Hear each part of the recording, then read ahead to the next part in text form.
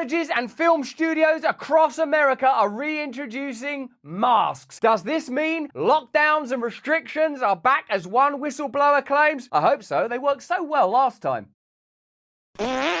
Already across America, film studios and universities and colleges are introducing masking as a result of new coronavirus variants. But were masks effective last time? Do masks stop the spread? Am I even allowed to say that? And could lockdowns be on their way back? And if so, are these political decisions or scientific decisions? Are these decisions motivated by a requirement to control, express allegiance to a particular identity, or are they in order to protect and save human lives? We're reporting on this because a whistleblower went onto Alex Jones's show InfoWars and said that lockdown restrictions are on their way back. Have a look at the tweet. It says, breaking, Alex Jones says a TSA whistleblower has told him TSA employees were instructed on Tuesday that masks are coming back by October for travelers and full COVID restrictions, lockdowns by December due to a new dangerous variant out of Canada. Now, after last time and the efficacy of lockdowns and masking, should that be a policy? Obviously, we have to be circumspect about this information.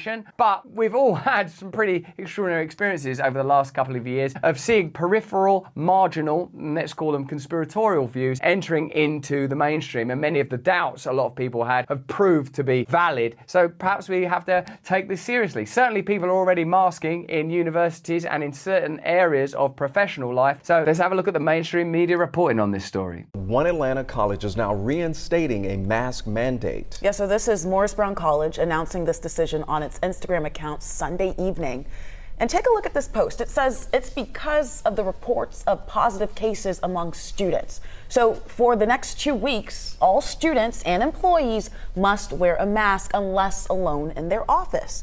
There will be social distancing and no large student gatherings. Contact tracing and symptom monitoring are also in place. And they're reminding everyone to wash their hands frequently to prevent the spread of the virus. These standard measures were regarded as sensible and necessary at the beginning of the pandemic period, but of course since then there's been a lot of speculation and indeed study into their efficacy. It's been alleged in our country, the UK, that the lockdowns were politically motivated rather than scientific. In America, it's been revealed that social distancing was arbitrary. So what is the point in these measures when they amount to little more than gestures, many people believe? Surely we have enough information now to suggest that increasing restrictions would be similarly ineffective, depending on what the desired effect is, I suppose. Of course, we could all just exchange our opinions on lockdown and COVID measures, but obviously it's favourable, preferable, necessary even, to exchange views that are based on science. So let's look at what the current thinking is on the efficacy of masks in particular. Masks made little to no difference to COVID infection or death rates, according to one of the most comprehensive meta-analyses of face coverings. The research carried out by the Cochrane Institute, the gold standard of evidence-based reviews, looked at 78 global studies involving over 1 million people. The researchers said harms caused by masks, including hampering children's schooling, were poorly measured in the studies, meaning any small benefits on infection rates may be outweighed. Professor Francois Balloux, a professor of computational biology at University College London, who was not part of the analysis, said it showed that the benefit of wearing masks is at best small. That doesn't mean that people shouldn't wear masks if they want to or if they feel comfortable doing it, but mandating those measures at an institutional level is perhaps not undergirded by science, just by a kind of set of cultural preferences almost. Let me know in the comments what you think. And what about social distancing? How effective was that? And what was the reasoning behind it? Many people are now acknowledging that the pandemic lockdown model was based on a different set of criteria, specifically an influenza crisis. That's what the modelling was based on. It wasn't an influenza crisis, it was coronavirus, and many of the measures were not effective,